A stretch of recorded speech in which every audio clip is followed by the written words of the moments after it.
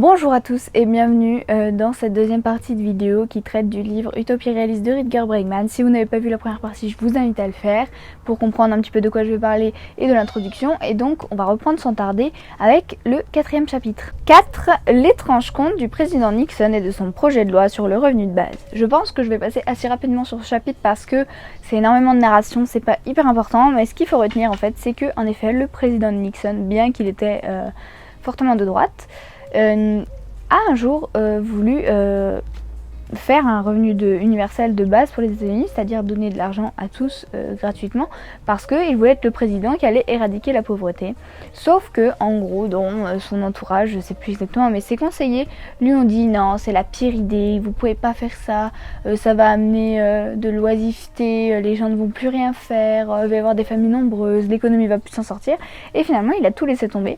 Alors qu'il y avait des expériences qui avaient été faites, notamment au Canada, l'expérience Lincoln, dans toute une ville, qui montre qu'en fait, ce revenu de base, pendant plusieurs années, avait été salvateur pour tout le monde, et qu'il y avait moins de dépenses publiques pour les frais de santé, par exemple, etc. Les gens allaient moins à l'hôpital, les gens continuaient plus longtemps leurs études, et les gens étaient tout simplement plus heureux. Donc en gros, c'est ça un peu le topo du quatrième chapitre. Et donc c'est vrai que c'est assez étonnant de se dire qu'aux États-Unis, ils ont failli mettre un revenu universel de base, c'est-à-dire donner de l'argent à tout le monde, et qu'ils ont failli être le premier pays à éradiquer la pauvreté.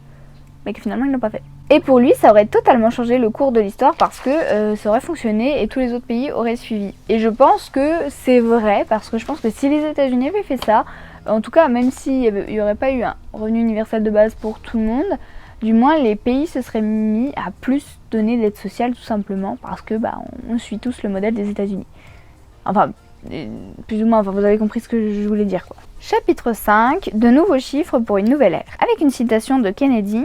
Le produit national brut mesure tout sauf ce qui fait que la vie vaut la peine d'être vécue. Ce qu'il explique, c'est donc que le PIB, qui est donc la somme des valeurs ajoutées, qui mesure entre guillemets la richesse, en fait n'a plus vraiment de sens. Il explique que cet indicateur a été créé à la fin de la Seconde Guerre mondiale, au moment où il fallait donner un petit coup de 1, et qu'en gros on voulait savoir un petit peu en fait combien on a de richesse. Aux États-Unis, genre comment on peut faire et comment on peut faire pour créer plus d'armes, etc. pour la guerre. Voilà.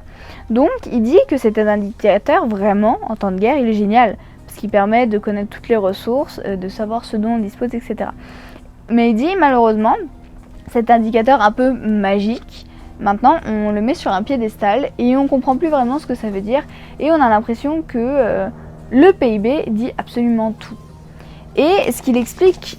Et donc ce qu'il explique, c'est que le PIB calcule déjà que ce que l'on voit, parce que ce qu'on ne voit pas, c'est tout le travail fait, par exemple dans votre maison, le ménage, je ne sais pas, ce genre de choses, travail domestique, le bénévolat, le soin apporté aux enfants, etc., ne compte pas dans le PIB. Et là vous allez me dire, non, c'est logique, c'est pas du travail payé, enfin voilà. Oui, mais en soi, c'est quelque chose qui apporte de la valeur à la société et pourtant qu'on ne paye pas. Donc si vous... toujours cet exemple de si vous vous mariez avec votre femme de ménage, vous allez faire baisser le PIB parce que du coup le ménage sera fait mais de manière non rémunérée. Et entre parenthèses, c'est un exemple un peu sexiste, mais c'est l'exemple que mon prof adoré utilisait, donc je me permets. Et le PIB ne compte pas, bien sûr, l'économie parallèle, l'économie souterraine, notamment la mafia, etc., ce genre de choses, la drogue, tout ça. Et donc, en fait, le PIB, s'il augmente, c'est peut-être malheureusement des fois à cause ou grâce à des catastrophes. Et notamment le Japon qui s'est relevé de son tsunami a vu son économie augmenter. Normal, il fallait tout reconstruire. Forcément, ça crée de l'économie. Et le PIB en fait tire profit des souffrances humaines comme les embouteillages, les adultères, les toximanies.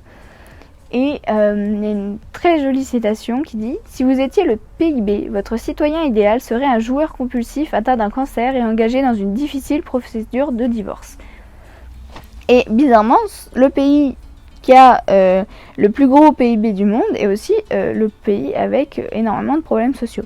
Et donc les pires familles américaines sont celles qui sont fonctionnelles et qui vont se balader le dimanche, parce qu'elles ne produisent pas de richesse, ou du moins pas de richesse dans le PIB.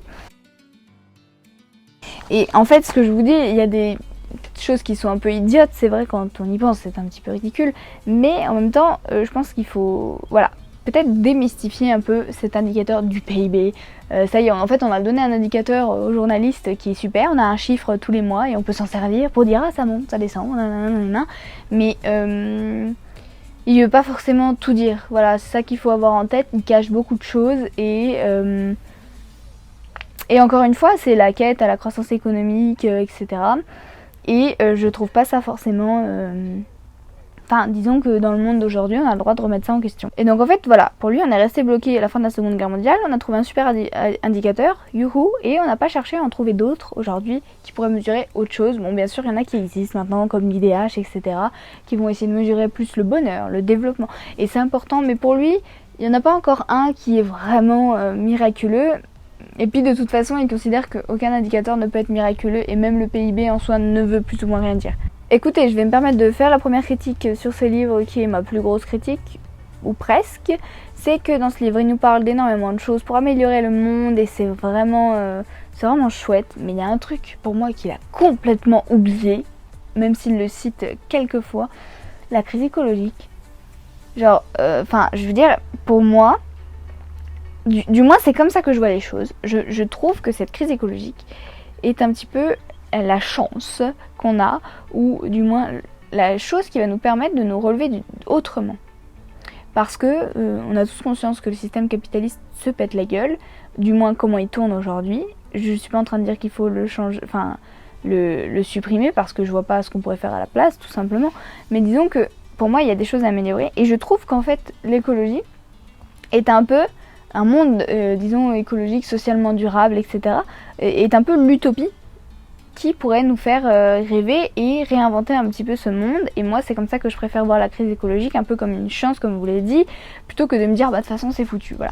C'est peut-être notre occasion à nous humains de réinventer le système dans lequel on vit et d'aller chercher mieux. Et je trouve il n'en parle quasiment pas en fait, et limite comme si c'était pas un problème, alors que pour moi c'est et un enjeu et une occasion en fait pour s'améliorer tout simplement. Et donc ça c'est vraiment un gros reproche que je lui fais, c'est vraiment il parle des problèmes de pauvreté, de machin, c'est très important, mais comme si la crise écologique n'allait rien changer en fait dans le monde actuel, alors qu'on sait très bien que si.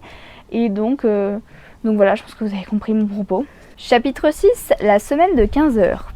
Bon, en gros, il fait toute une parenthèse sur l'histoire, où il dit que plus on avance, plus on voyait le temps en fait de travail diminuer, et que du coup ça donnait plus de loisirs aux gens, et que normalement on aurait dû aujourd'hui arriver à des semaines de travail très très courtes, comme par exemple une semaine de 15 heures ou même moins, selon les prévisions des statisticiens,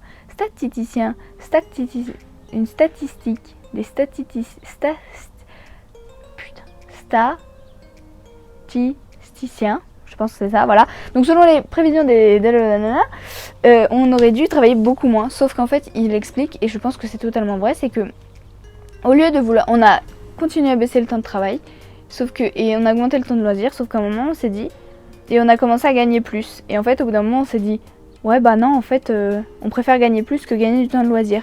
Et donc pour la consommation, on n'a pas voulu réduire le temps de travail parce que on a considéré qu'on n'avait jamais assez. Parce qu'avant il se disait, quand tout le monde aura atteint un seuil de vie convenable, en fait les gens, comme le salaire augmente, auront moins besoin de travailler et donc pourront avoir plus de loisirs, puisque de toute façon ils auront atteint un seuil.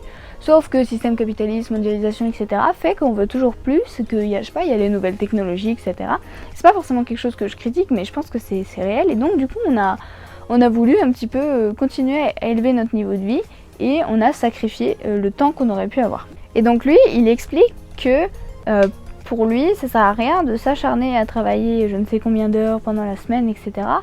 C'est pas ça qui nous rendra heureux, et qu'il faut reconsidérer un petit peu le temps de loisir qui est hyper important pour l'épanouissement personnel, et qu'il faut arrêter de se voir dans son travail, de se percevoir comme un être en étant son travail. On n'est pas qu'un comptable, on n'est pas qu'un... On dirait que des fois c'est toute notre vie, alors que lui il considère que c'est très important de s'épanouir dans son travail, et c'est bien d'aimer son travail, mais il faut avoir autre chose dans la vie, des loisirs, du temps pour sa famille, pour ses enfants, pour le sport, pour ses loisirs personnels, pour prendre juste du temps. Et je trouve que c'est assez intéressant, de plus est avec le confinement. Et c'est vrai qu'on a bien vu qu'il n'y avait pas de corrélation à certains stades entre le revenu et le bonheur. Et moi personnellement en tout cas, si j'ai atteint un salaire correct, ils décident de travailler peut-être un peu moins, ou du moins ils pourraient peut-être faire plus, prendre plus de responsabilités, etc. Ok, ils auraient plus de fric, mais qu'est-ce qu'ils en feraient en fait? Est-ce qu'ils en auraient besoin pour être plus heureux? Et je dis pas ça, hein, voilà, là je parle quand on a un revenu qui nous permet de satisfaire nos besoins, et même un petit peu plus, voilà, de se faire, je sais pas, pour moi, si déjà tu peux être propriétaire d'une maison, à partir en vacances une fois dans l'année, te nourrir correctement et disons pas être à regarder tout le temps tes finances, pour moi t'es bien en fait, tu vois, je vois pas ce dont tu aurais besoin de plus en fait, juste pour vivre. Et donc je trouve que ça sert à rien de faire la quête au fric, etc. et en final de ne plus avoir de temps. Et je trouve qu'avec le confinement aussi on a beaucoup relativisé sur ce qu'était le temps et le temps non travaillé. Notamment, personnellement, j'ai pas foutu grand chose. Je pense comme beaucoup de gens, on était un peu désœuvrés, sauf ceux qui travaillaient bien sûr, et encore une fois merci à eux. Mais du coup, on a un peu réfléchi sur cette notion de temps. Et c'est vrai que j'étais pas si malheureuse que ça en fait. On se rend compte que de toute façon, on le sait tous, on est bien en vacances en fait au final. Et ça fait du bien des fois de ne rien faire. Et même, je pense, dans la journée, d'avoir plus de temps pour soi. Je vais prendre encore une fois un exemple personnel, mais je trouve que les cours, surtout au lycée, faire un 8h-18h, c'est beaucoup quoi. Je veux dire, si on finissait à 14h tous les jours, et dans certains pays, dans beaucoup de pays même ça se fait, on aurait beaucoup plus de temps, déjà pour étudier plus sereinement, pour faire du sport, pour voir nos amis, etc. Et il faut arrêter de voir le loisir comme quelque chose pour les gens flemmards, pour les gens qui, voilà, moi je pense que c'est aussi important de profiter de la vie. Et encore une fois, ça va peut-être paraître arrogant pour ceux qui malheureusement ont besoin de se démener au taf pour gagner à peine un SMIC. Mais ça, encore une fois, c'est un autre problème. Mais pour ceux qui... puis même, voilà, c'est une utopie tout simplement, genre avoir plus de temps pour être plus heureux. Je pense que c'est en effet quelque chose d'important, en fait, qu'il faut reconsidérer dans la société. Et moi, à choisir entre de la consommation ou du temps, je choisis évidemment du temps. Donc là, il va répondre à la question, y a-t-il quelque chose que le fait de travailler moins ne résout pas?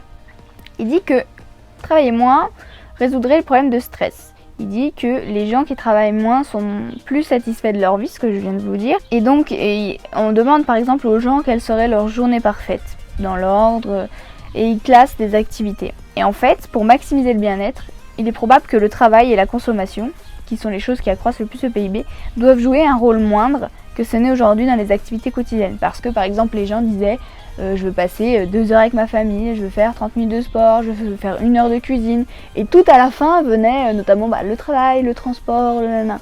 Et là, vous allez me dire oui, mais le travail est nécessaire, etc. Mais les gens voulaient quand même aller au travail. C'est pas ça le truc, c'est que peut-être qu'on peut faire moins. Donc on baissera peut-être aussi nos chiffres, le PIB notamment. Mais il dit justement que peut-être ça peut résoudre le problème du changement climatique.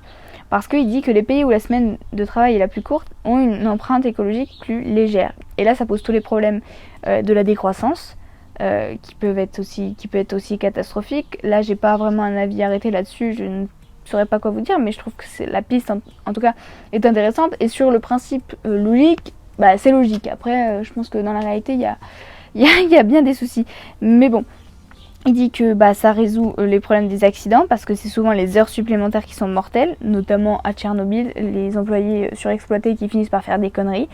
Et tous les accidents du travail, beaucoup sont dus au surmenage, aux heures supplémentaires. Le chômage, tout simplement, en fait, si on travaille moins, on partage plus facilement le travail. Et au lieu de faire un 35 heures de ouf, voire même plus pour certains employés de bureau, 40-45 heures, vous coupez le travail en deux. Un peu moins de salaire pour les deux, mais en plus il y a un revenu universel de base, du coup vous complétez et vous travaillez moins tous les deux, vous êtes plus heureux et vous avez, y a du travail pour tout le monde, etc. Émancipation des femmes, parce que du coup pour lui il faut redonner de l'importance au congé paternité pour l'égalité entre hommes et femmes. Et donc s'il y a plus de temps et pour les hommes et pour les femmes et qu'il y a plus de congés paternité, la répartition des tâches ménagères se fait mieux. Et c'est vrai que c'est la réalité, notamment en Suède, où c'est le pays où il y a le plus de congés maternité et paternité. Je ne me rappelle plus exactement le nombre, mais ils ont le même en fait temps. Et par exemple, la répartition des tâches ménagères est excellente comparée à même nos chiffres à nous, ou encore en France, je pense que ça va comparé à certains pays dans le monde. Et il dit ça répond aux inégalités parce qu'il dit que les pays où il y a le plus d'inégalités de richesse, en fait, sont les pays où la semaine de travail est la plus longue. Parce qu'en fait, les pauvres se cassent le cul à faire des millions d'heures pour essayer de gagner le plus possible, mais en fait, ils ne gagnent pas beaucoup au final. Et voilà, c'est tout. Voilà, donc je vais m'arrêter ici pour cette deuxième partie qui a aussi été un peu longue. Bonjour l'abeille, voilà. Et du coup, je vous retrouve pour la dernière partie, troisième et dernière partie, dans la prochaine vidéo. Qui traitera donc du chapitre 7, 8, 9, 10 et ma conclusion, mon avis en général, mes critiques, etc. J'espère que cette vidéo aura pu vous plaire. N'hésitez pas à vous abonner pour voir la suite donc, de cette série de vidéos. N'hésitez pas aussi à débattre en commentaire et mettre des avis poser des questions aussi parce que comme j'ai dit dans la première vidéo, je pense que je referai sûrement une réponse un peu comme...